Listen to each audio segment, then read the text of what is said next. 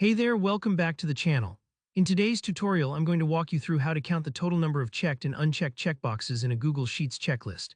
If you've ever made a to-do list, a project tracker, or just wanted a simple way to keep tabs on progress, learning this technique will help you get instant summaries at a glance. By the end of this video, you'll be able to easily see how many tasks have been completed and how many are left, using just a couple quick formulas. Super useful for keeping yourself or your team organized and motivated.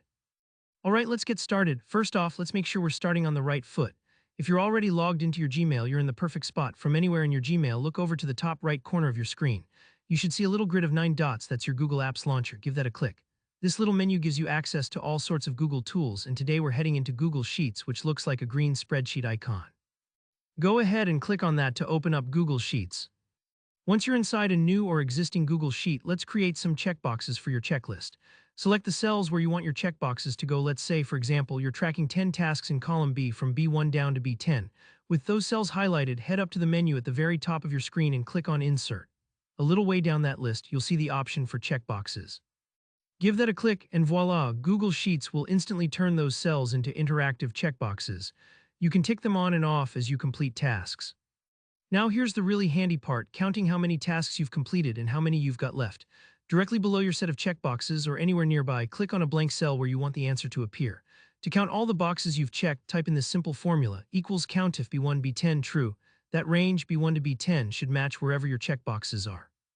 When you press enter, Google Sheets will do the counting for you and instantly show you how many tasks have been checked off. It's really as easy as that.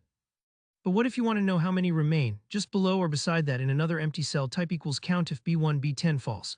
The only thing that's changed here is false instead of true. Google Sheets will now count the boxes that are still unchecked, your to-dos that are waiting to be completed.